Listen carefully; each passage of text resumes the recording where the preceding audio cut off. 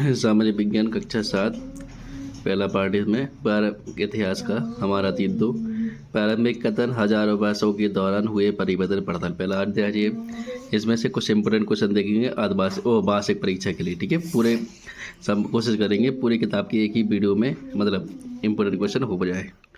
तो यहाँ पे इंपोर्टेंट क्वेश्चन देखेंगे। सबसे पहली बात जी, अभिलेखागार से क्या आशा है। ये क्वेश्चन काफ़ी बार पूछा गया। तो अभिलेखागार क्या होता है, इसमें समझना है, ध्यान रखना, सामाजिक विज्ञान में समझना पड़ता है। ठीक है, समझेंगे।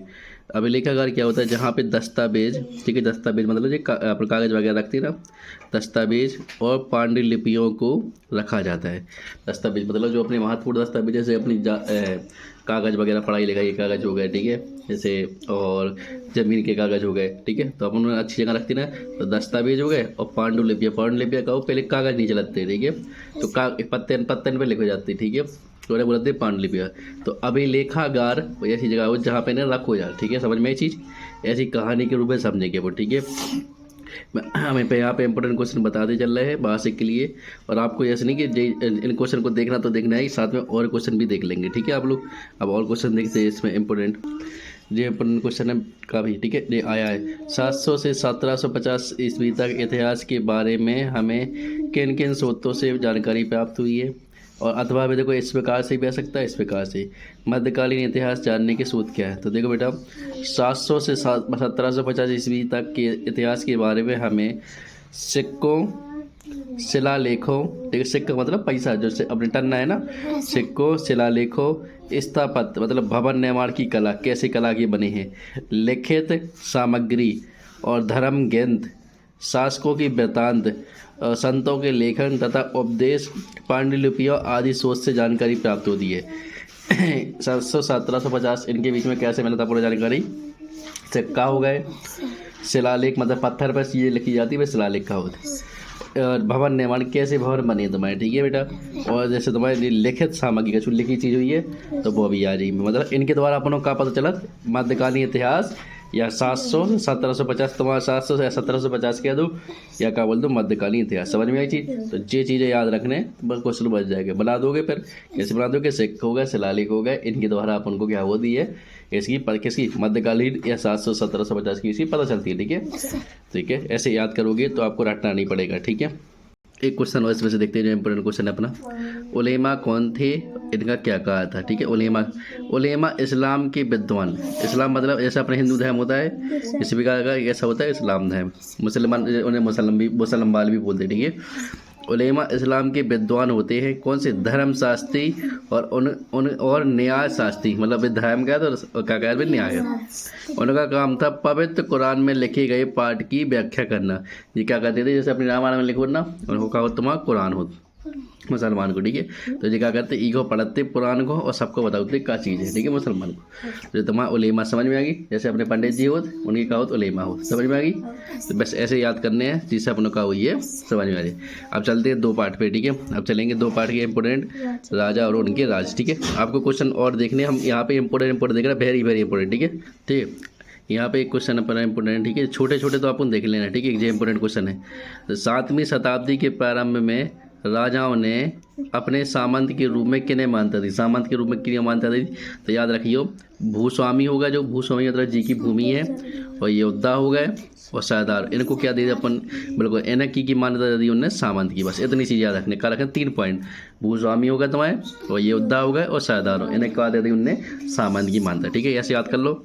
ये भी इंपॉर्टेंट है, वेरी वेरी। ठीक है, बात से कल्लड़ कौन है, तो कल्लड़ कौन है बेटा, कल्लड़ 12वीं सदी का एक कश्मीरी रचनाकार था। कश्मीरी, ठीक है, कश्मीर तो अपना पता है ना, हिमालय साइड में अपना। ठीक है, कश्मीर रचनाकार था। उन्हें कश्मीर के शासकों पर एक लंबी संस्कृत कविता लिखी। ठीक है, एक कवि थे। कौन थे, ये कवि थे, कहते हैं कश्मीर के। ठीक है, समझ में आ गई चीज़। ठीक है, अब ये इंपोर्टेंट क्वेश्चन और है। ठीक है, चोल वंश द्वारा किस प्रकार का सत्ता प्राप्त की। चोल थे ना, चोल हो गए और बहुत से मुगल हो गए। ठीक है, अलग अलग वंश के राजा थे। तो जो उड़ियार के चोल वंशीय प्राचीन मुखिया परिवार के बिजलियान ने 9वीं सदी के मध्य में मुट्टेरियारों को हराकर कावेरी डेल्टा पर कब्जा करके सत्ता प्राप्त किया। अपन इतना भी बता लिख सकते क्या कहते हैं कि इन्हें मुट्टेरियों को हरा कर ने करी सत्ता प्राप्त की। इतनी चीज़ लिख दो तो चल जाए, ठीक है, समझ में आएगी चीज़। जो उन्होंने उनको बता था उइयार के चोल वंशीय प्राचीन मुखिया जो तय किए थे, ठीक है, उइयार के, ठीक है। नेक्स्ट क्वेश्चन अपना, गजनी का महमूद कौन था? तो यहाँ पे देखो, गजनी का महमूद एक अफगानी शासक था। कहाँ का था? अफगान का, ठीक है, शासक था, जिसने 11वीं सदी के आरंभ में धार्मिक पूर्वाग्रहों से प्रेरित होकर भारतीय उपमहाद्वीप पर कितनी बार हमला करो? 17 बार।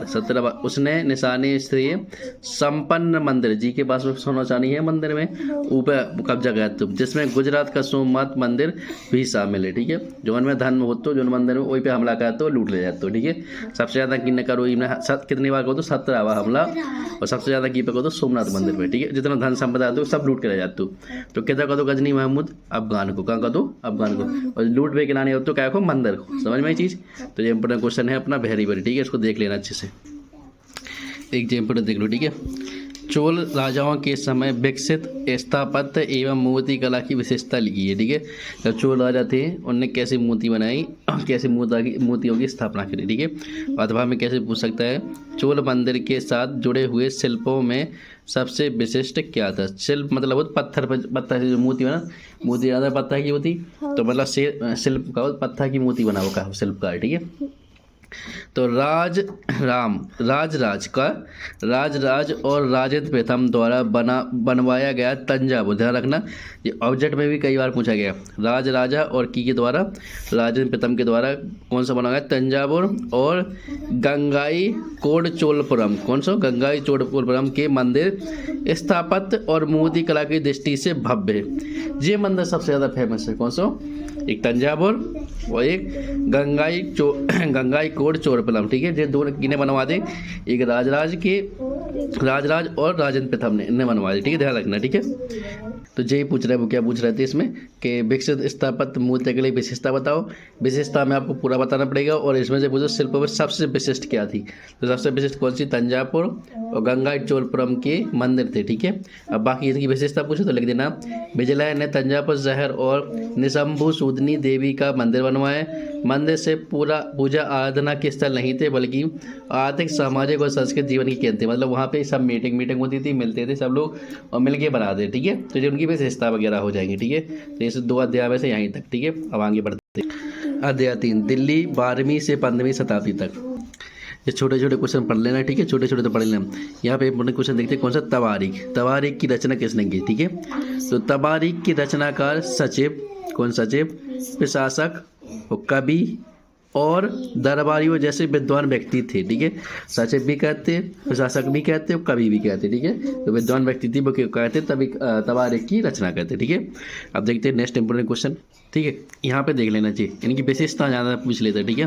तवारीख के लेखकों द्वारा लिखित इतिहास की क्या सीमा बताई, इनने क्या भी सीमा बताई थी?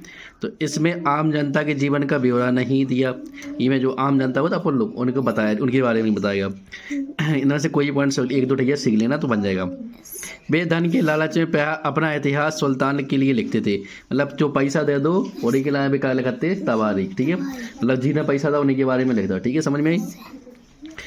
जब 2 पॉइंट देख लिए यहाँ से, बस समझ में आ गई। अब देखो नेक्स्ट जे भी इंपोर्टेंट क्वेश्चन है, वेरी वेरी, ठीक है। अलाउद्दीन खिलजी की राज्य व्यवस्था के बारे में लिखिए। क्या व्यवस्था है इनकी?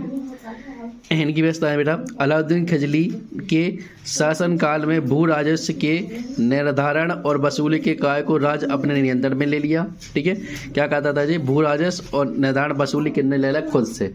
अब जो खुद से करने लगे थे, पैसा ले से भूमि पर फसल उगाने तो पैसा देने पड़े, ठीक है। तो इनने खुद ले लिया। स्थानीय सामंतों से कर लगाने का अधिकार छीन लिया गया और स्वयं उन्हें भी कर चुकाने के लिए बाध्य किया। मतलब जो सामंत थे पहले बेरेते कर, कहने भूमि कर ले लो, तीत यात्रा कर ले लो, जिसकी कर ले लो, पैसा कर मतलब टैक्स ले लेते, लेकिन उन्हें छीन की क्या करो? खुद ही लेने लगे जी। कौन? अलाउद्दीन खिलजी।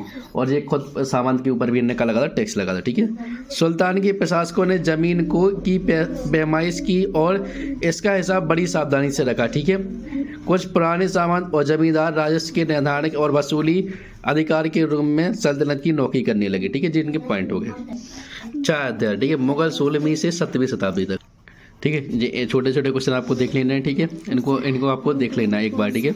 अब इनको क्या समझना है, ये क्वेश्चन इंपोर्टेंट है, इनको देखो। मनस बाजार से क्या आशा है, लिखिए। ये क्वेश्चन पूछा गया, ध्यान रखना। जो हम टेक लगा रहे हैं इनको तो देखना ही देखना है, लेकिन बाकी आप देख लेना, ऐसे नहीं कि उनको छोड़ दो।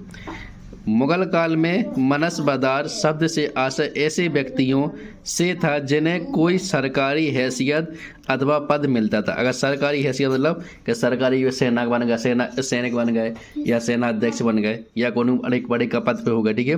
तो जब किमें मिल जाए मुगल काल में उन्हें कोनो मिल जाए सरकारी हैसियत या कोनो पद मिल गए, ठीक है, कि कोनो उन्हें दे दो तो मैं तो जमींदार हो गया, तो जो काम कर लगो, तो उन्हें क्या बोला, तो मनसबदार। समझ में ये चीज़, ये ऑब्जेक्ट खाली स्थल कहीं पूछ सकता है। आगे बढ़ते हैं, नेक्स्ट इंपोर्टेंट क्वेश्चन देखेंगे यहाँ पे अपन लोग। जो अबुल फजल द्वारा लिखित, अबुल फजल ने कौन सी किताब लिखी, अकबरनामा। जो ऑब्जेक्ट है पूछ सकता है, ध्यान रखना। किन बातों का विवरण मिलता है उन्होंने किताब में, क्या लिखो, ठीक है। तो देखो क्या चीज़ें लिखी, अकबर के पूर्वजों के बयान और उनके शासनकाल की घटनाओं का बयान। मतलब जो अकबर थे ना, उनके पापा, उनके दादा के उनने क्या काम करो, कैसे काम करो, जो लिखो, ठीक है। इसमें समकालीन भारत के लोगों की परंपराओं और संस्कृति का वर्णन है। मतलब जहाँ पे उनको अकबर काल दो कि भारत में मतलब कौन कौन सी संस्कृति है, और संस्कृति में कौन कौन धर्म मानत है, कौन भगवान को मानत, ये सब चीज़ें, ठीक है। के बारे में भी विविध प्रकार की चीज़ों, फसलों, पैदावार, कीमतों, मजदूरी और राजस्व का सांख्यिकीय विवरण मिलता है, ठीक है। फसल भी कैसी होती है उस टाइम पे, पैदावार कैसी होती, कीमत कैसी होती उस टाइम पे, मजदूरी का मिलती है, सब चीज़ें जी आती है, ठीक है। ये कहा आती तुम्हारे में कौन में, अकबरनामा में सब चीज़ें लिखी थी। समझ में आई चीज़, उनके दादा वगैरह के बारे में, कैसी फसल होती है उसके बारे में, कैसी कीमत होती, कैसी मजदूरी होती, ये सब चीज़ें, ठीक है। ऐसे दिमाग में रख लो तो बन जाए, ऐसे ही सीखने पड़े, तब बना के लिखने पड़ो। क्या बना के लिख दो, उनके दादा के बारे में था, और क्या मजदूरी मिलती थी, क्या चीज़ें थी, ऐसे लिख दोगे, ठीक है। अब बढ़ते हैं 5 अध्याय में। जनजातीय, खाना बदोश और एक जगह बसे हुए समुदाय। अब ठीक है, इन क्वेश्चन को आपको देख लेना है, छोटों को। इस क्वेश्चन को समझाते हैं हम आपको, ठीक है। एक है आपका जो क्वेश्चन, अहोम राज्य में जिन लोगों से जबरन काम लिया जाता था वे क्या कहलाते थे। तो अहोम राज्य में जिन लोगों से जबरन काम लिया जाता वे क्या कहलाते थे, पाइक, ठीक है। उससे ज़्यादा इंपोर्टेंट क्वेश्चन है जे अपना, ठीक है, इनको ध्यान देना। कुल से क्या तात्पर्य, क्वेश्चन पूछा गया। परिवारों या घरों के एक ऐसे समूह को कुल कहते हैं जो एक ही पूर्वज की संतान होने का दावा करते हैं, ठीक है। ऐसे परिवार हो, घर हो, जैसे तुम्हारे चाचा उनके घर हो जा, सब जन की, लेकिन उनके दादा को रथ एक ही रथ, ठीक है। एक दादा के 2 लड़का भाई वे अलग अलग हो गए, लेकिन का कहा तुम्हारा एक ही कुल की कहा है, कहाँ एक ही कुल की, ठीक है। तो वही चीज़ का हो जाता है, कुल होते हैं, ठीक है। जनजातीय संगठन प्रायः नातेदारी या कुल संबंधी निष्ठा पर आधारित होते हैं, ठीक है। तो कुल के बारे में अपन लोग अच्छे से जानते हैं, क्वेश्चन आया भी, ध्यान देना। इसमें जो क्वेश्चन आया, खाना बदोश किसे कहा जाता है। तो खाना बदोश ऐसे समुदाय को कहा जाता है जो भोजन की तलाश, जानवरों के लिए चारागाह ढूंढने और अन्य किसी तरह के जीव को पाने के लिए दूर दूर तक घूमता रहे। मतलब खाना पीना कहीं लाने वो क्या करा था, घूमत रहा, ठीक है, एक जगह नहीं रुका। जैसे अपने लोहड़िया मान के चलो ना, बे ना घूमत खाना पीना खिलाने, तो वे क्या हो जाता तुम्हारा खाना बदोश, ठीक है। खाना खिलाने का करा, एक दूसरे का ढूंढता, जी होता खाना बदोश। नेक्स्ट आपका क्वेश्चन है इंपोर्टेंट जी, मतलब जी दोनों है ना, इसमें क्वेश्चन काफी पूछेंगे। रानी दुर्गावती को गढ़ कटंगा की बागडोर क्यों संभालनी पड़ी। तो राजा दलपत राय की मृत्यु कम उम्र में ही होगी, कैसे होगी, इनकी जल्दी होगी। रानी दुर्गावती बहुत योग्य थी, इसलिए उन्हें अपने 5 साल के पुत्र वीर नारायण के नाम पर गढ़ कटंगा की बागडोर संभालनी पड़ी, ठीक है। बहुत होशियार थी वे, लेकिन उनके राजा की मृत्यु जल्दी हो गई थी, इस वजह से उन्हें संभालनी पड़ी, ठीक है। लिख दोगे, ये क्वेश्चन इंपोर्टेंट है काफी, ठीक है। स्थानांतरित किसी किस प्रकार की होती है, ध्यान रखना। स्थानांतरित किसी के लिए किसी वन प्रांत के पेड़ों और झाड़ियों का क्या कहते हैं, पहले काट देते हैं। कौन जंगल लाओ, वो पहले कोई पेड़ काट दे, वो झाड़ियाँ काट दे, ठीक है, और जला दो उन्हें, क्या कहता जला दो। उसकी राख में ही फसल क्या कहते, फसल बो दे। पेड़ काट दे, झाड़ियाँ काट दी, उन्हें जला दे, ठीक है, काट के जला दो उन्हें, और उसमें क्या कर देती, फसल बो देती। जब यह जमीन अपनी उर्वरता खो देती है तब जमीन का दूसरा टुकड़ा साफ किया जाता है और इसी तरह फसल उगाई जाती है। तो फालतू का इतना याद देना कि जो पेड़ पौधे काट दें उन्हें जला दो और वही पे फसल बो दी, वे क्या होगा तुम्हारा, कौन सी किसी स्थानांतरित किसी, क्या हो जाए, स्थानांतरित किसी, ठीक है। इंपोर्टेंट क्वेश्चन काफी और पूछा, ध्यान रखना। अब बढ़ते हैं अपन आगे 6 अध्याय में, ईश्वर से अनुराग। इंपोर्टेंट क्वेश्चन है अपना। बुद्ध ने क्या शिक्षा दी? बुद्ध ने शिक्षा दी कि व्यक्तिगत प्रयत्नों से सामाजिक भेदभाव और पुनर्जन्म के चक्र से छुटकारा पाना संभव है। ठीक है, इसमें क्या है, व्यक्तिगत प्रयत्नों से सामाजिक भेदभाव और पुनर्जन्म के चक्र से छुटकारा, मतलब अपन इस दुनिया पे आबो भी क्या कहते हैं, बंद कैसे कर, मतलब इतने आके अपन परेशान हो, कौन अपना गाली दे रहा, कौन परेशान कर रहा, कौन झूठी ला भी लगा रहा, कौन कुछ कर रहा, तो इस सबसे भी क्या छुटकारा पाया जा सकता। कैसे?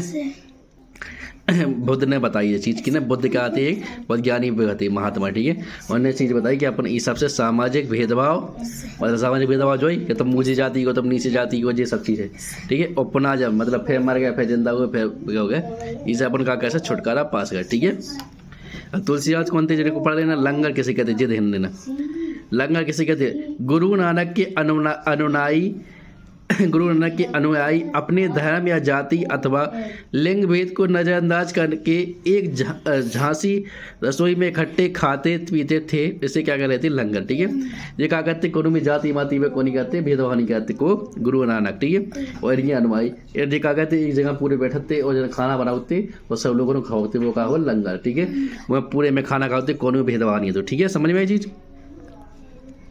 अब इनको आपको देख लेना है, ठीक है, छोटे छोटे क्वेश्चन है, ठीक है, आप उन क्वेश्चन को आपको देखना है, ठीक है। नेक्स्ट इंपोर्टेंट क्वेश्चन है अपना ये वाला, नैनार और अलवर ने अपनी शिक्षाओं का प्रचार कैसे किया? तो नैनार और अलवर घुमक्कड़ साधु संत थे। कैसे थे जी? घूमत फिरते थे पूरे में, जैसे अपने साधु मांग भी हो ना, तो ये क्या करते, घुमक्कड़ साधु थे, पूरे में घूमते रहते थे, और जिस किसी स्थान पर गाँव में जाते थे, जहाँ पे भी जो गाँव तो मिले, वहाँ के स्थानीय देवी देवताओं की प्रशंसा में सुंदर कविता रचकर उन्हें संगीतबद्ध कर देते थे। ठीक है, मतलब जो से गांव में जे वही देवता की क्या करें, प्रशंसा कर दें कि तुम्हारे भगवान अच्छे हैं, तुम्हारे भगवान अच्छे है, और क्या कहते, वही की क्या करते थे, कविता बना देते, क्या बनाते, कविता। ठीक है, तो नैनार और अलवर ने अपनी शिक्षाओं का प्रचार ऐसे किया है। ठीक है, गाँव गाँव जा जाके पूरे में उनके देवताओं की क्या करें, कविता बना दी। ठीक है, इम्पोर्टेंट क्वेश्चन है जी, इस्लाम धर्म के मुख्य सिद्धांत के बारे में बताइए।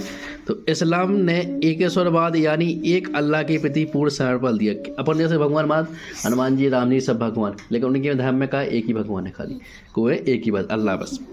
मूर्ति पूजा का विरोध, अर्थात ईश्वर निराकार है। इनके पास कोनो मूर्ति नहीं, तो मैं देखिए जिनके पास मूर्ति नहीं है कोनो, ठीक है, इनके पास कोई मूर्ति नहीं है, जिनकी कहा ईश्वर निराकार मानत के भगवान है ही नहीं है कुछ। उपासना पद्धतियों को सामूहिक नमाज का रूप देकर उन्हें काफ़ी साल बनी, जो खाली नमाज पढ़त खाली, तो वो कछु नहीं कहती है।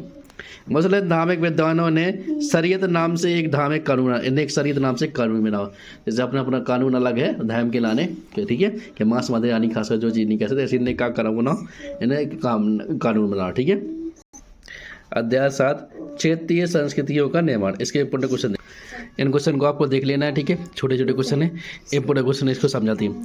पुरी में जगन्नाथ मंदिर बनवाने का निश्चय किसने किया? जी क्वेश्चन आया है, ध्यान रखना। तो पुरी में जगन्नाथ मंदिर है बनवाने का निश्चय गंग वंश के एक अत्यंत प्रतापी राजा अनंत वर्मन ने किया। किसने किया? अनंत वर्मन ने। किसने बनाया जी जगन्नाथ का पुरी मंदिर? अनंत वर्मन ने। किसने? और किस वंश के थे जी? गंग वंश के। किस वंश के? गंग वंश के। ठीक है, बिल्कुल ध्यान रखना, नाम याद करना, जो ऑब्जेक्ट खाली सर कहीं पूछ सकते हैं। ठीक है, क्वेश्चन है अपना, कांगड़ा शैली की विशेषताओं के बारे में व्याख्या कीजिए। कांगड़ा शैली, आइए ध्यान रखना, इंपोर्टेंट क्वेश्चन है अपना। इस शैली में लघु चित्रकारी की जाती है। कैसी की जाती है? लघु चित्रकारी। ठीक है, मतलब ज़्यादा बड़ी चित्रकारी छोटी हो, लघु मतलब छोटा हो। उनकी पेड़ा का स्रोत वही वैष्णव परंपरा है। नहीं, पेड़ा का स्रोत क्या है? वैष्णव। ठंडे नीले और हरे रंग सहित कोमल रंगों का प्रयोग और विषयों का काव्यात्मक निरूपण किया है। कैसे? ठंडे नीले हरे रंगों सहित कोमल रंगों का प्रयोग, विषयों का काव्यात्मक, कविता टाइप में काव्य बनाए। और कला कैसे हो गए? नीले हो गए और हरे हो गए, लिख सकते हो। ठीक है जी। अध्याय 8 18वीं शताब्दी में नए राजनीतिक गठन। इन क्वेश्चन को आपको देख लेना, छोटे क्वेश्चन है। ठीक है, आगे यहाँ पे देखना है आपको बेटा, चौथ से क्या है, इंपोर्टेंट क्वेश्चन है। ठीक है, जमींदारों द्वारा वसूलने जाने वाले भू राजस्व का, भू राजस्व मतलब जमीन का, ठीक है, 25% भाग जैसे तुम्हारे पास है 100 मान के चलो अपना खेत है एक ठैया कितने को 100 डिसमिल को मान के चलो, ठीक है। तो को 25 डिसमिल को क्या करेंगे कर लें तुम्हारा, ठीक है। देखो किसानों से वसूल किया जाता था, इसे चौथकर कहा जाता था। दक्कन में इसको मराठा वसूलते थे, दक्कन में को मराठा। मतलब तुमने 100 रुपया कमा तो तुमसे कितने रुपये ले लें भी 25। तो समझ में, अगर तुमसे कितने कमाए 1000 तो कितने बजे 25% को 250 रुपया, ठीक है। तो इस प्रकार से, ठीक है। नेक्स्ट इंपोर्टेंट क्वेश्चन अपना याद जीते। सवाई जय सिंह ने खगोलीय वेधशालाओं का निर्माण कहाँ करवाया। खगोलीय वेधशाला मतलब जहाँ पे परीक्षण होता था, ठीक है। जैसे अपन परीक्षण करते हैं ना किसी चीज़ का, ये चीज़ मतलब जी किससे बनी है, जी किससे बनी है, यहाँ पे चेक करना। तो इसीलिए वेधशाला है जे लकड़ी, मतलब लकड़ी का कौन सी लकड़ी है, सब चीज़ मतलब पता कैसे ले, अपन शोध किया ना। तो सवाई जय सिंह ने 5 खगोलीय, कितनी 5, कहाँ दिल्ली, जयपुर, उज्जैन, मथुरा, वाराणसी, ठीक है। यहाँ पे इन्होंने क्या किया बनवाया था, ठीक है। ये पूछ सकता है बजट खाली स्थान कहीं पे भी, ठीक है। यहाँ का डायरेक्ट नाम पूछ सकती है, ठीक है। इस क्वेश्चन को देखो, ये पूरा क्वेश्चन है। मराठा प्रशासन व्यवस्था का संक्षेप में वर्णन कीजिए। मराठा जो प्रशासन है उसके बारे में बताओ। तो मराठों ने एक प्रभावी प्रशासन व्यवस्था तैयार की। जब किसी इलाके पर एक बार विजय अभियान पूरा हो जाता था और मराठों का शासन सुरक्षित हो जाता था, तो वह स्थानीय परिस्थितियों को ध्यान में रखते हुए धीरे धीरे भू राजस्व की मांग की जाती थी। उन्होंने किसी की प्रोत्साहित किया और व्यापार को पुनर्जीवित किया, ठीक है। यहाँ पर इन्हें कब्जा कर लो, जैसे इन्हें अपने गांव पे कब्जा कर लो, वैसे होता है कुछ दिन रुके रहे, उधर देखें किसी कैसी हो रही, फसल कैसी हो रही, अगर नहीं हो रही तुमको कैसे बढ़ाएं, मतलब को विकास कैसे करें। इसलिए इनको मराठों का शासन का बढ़ गया, तो ठीक है। तो यहाँ पे अपनी क्या होती है, इतिहास समाप्त होती है, ठीक है। इतिहास के सारे 8 अपने चैप्टर देख लिए, इतने इंपोर्टेंट क्वेश्चन थे। अब नेक्स्ट देखेंगे अपन भूगोल के ऐसे एक आध वीडियो पूरे इंपोर्टेंट क्वेश्चन, ठीक है। धन्यवाद।